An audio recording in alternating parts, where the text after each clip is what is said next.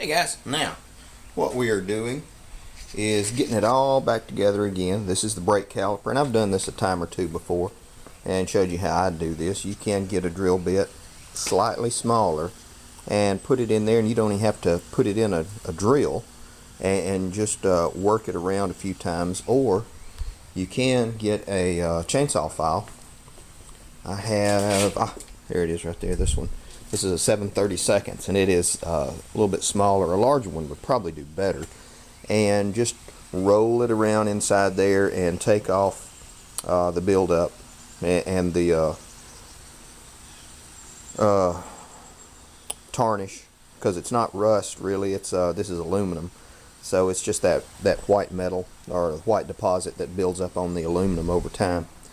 And get it all cleaned up. I'm actually probably going to clean this whole little caliper up as well. Okay, you can see the plungers are in place. I put a little bit of grease on the plungers to keep them lubricated and also to hold them in place while I'm doing this. And you'll notice I had to pay attention when I took it off. The smaller piece goes to the back, so just so we know. And now we're going to put this on, which is the bar that goes across the pistons to make them push evenly, and then the little brake pad. There we go. More to come. And that is the finished product. Now it's going to get bolted on. Before I do put it on, I did want to show you this as well. This is the brake disc, and I just went around it with a grinder just to knock off that glaze that has accumulated on it. You know, nothing super duper, didn't really get into it. Just kind of scrubbed it off with a wire brush, and then hit it with a grinder just real quick all the way around, so I can at least have something new and fresh to grab hold of. And yeah, it'll rust, but it's a lot cleaner than that glaze, and it'll stop better too. Now, more to come, guys. I have gotten this greased, and I have rolled it, and then I put some more grease on it, and then I've got some Lucas oil additive inside it in the bottom of the pan. It's like a 90 weight. Y'all know I like that. I like Lucas a lot. It works really good on these. I'm not going to silicone it because I don't have any. That's why I decided to go back with mainly a grease. And I might, you know, run a little strip of it across the back because I do have a little bit. But all this is greased. All this is greased where the bearings are going to sit, so there won't be any kind of dry crank up. Now we got to get this thing lined up. The problem, this little tab here is the shifter fork. We got to line it up in here with that, but you can see that it moves now, so it's not that big of a deal. But oh, that was great. It can get messy. And did I mention I don't have any gloves? Damn. Yeah. Okay. And I know a lot of you are saying, well, how much grease do I know to put back in there? Simple. But that much. All joking aside, this is about a tube and a half. It's probably too much grease. It's going to ooze out and leak out some, and that is okay. Now, I'm going to try to get this damn thing on here. You will, if it doesn't fit quite right on there and we have to take it back off and then reset it and reset all the tabs on the bearings, you might hear a lot of cussing. Now, I've got to peek down in here, get a little flashlight, and make sure I'm set on the tab is on the shifting fork. Okay, guys, more to come. There we have it. It's all bolted in. I found extra bolts for the ones that were stripped out, so they go in the scrap pile now. And I'm going to put the pulley on and get it put back in there. I shifted it a few times. It seems to be in the right place.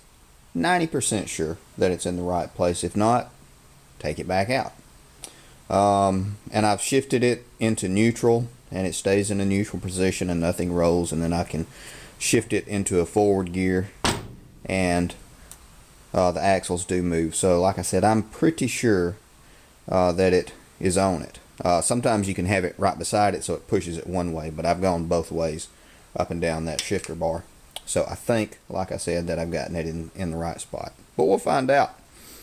I got to run to work for a little bit, and then I've got to come back.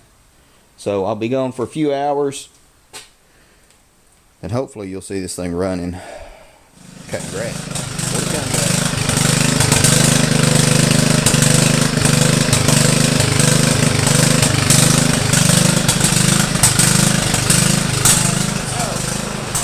that is that I've got the big shot fan on, sucking out all this crap. I'm actually going to step out for a few minutes and let it clear out so I don't fall over dead, because that would suck. But don't worry, I'm not taking a break. Now I got to fix the damn deck. More count. Guys, we're just about through with this damn project. Cranks good, runs great. I'll reverse. Now I did bend the bar when I was trying to get it to go into gear before I'd fixed it, so I am going to have to bend it back. But what I'm probably going to do is take it off, heat it up, and then pull it back a little bit. I might do it with it on there. All I have is propane. I might have a little bit of MAP gas left. Heat that bar up, and I'm just going to pull it back into the reverse position, because as it sits now, I only have 5 gears. But you know what? I don't really care. Having said that, I do care about this. This is that broken part. I'm getting ready to weld it. I've prepped it and prepped my ground. I think I'm going to use my little stick welder on it, just because.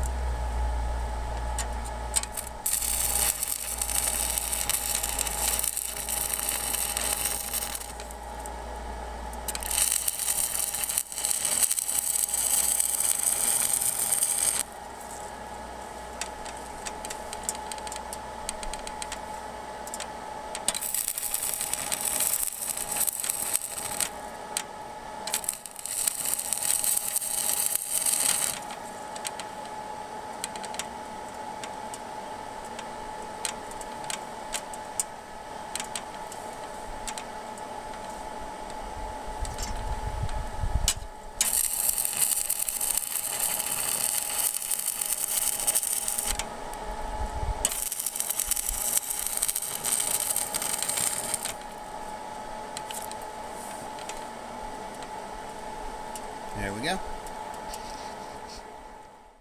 There we go. Finished. And it cuts. I'm going to have to go through the carburetor and clean that thing out and get to where it'll idle good. But I'm going to cut it off and go get some oil, change the oil. I am through with this one for the year.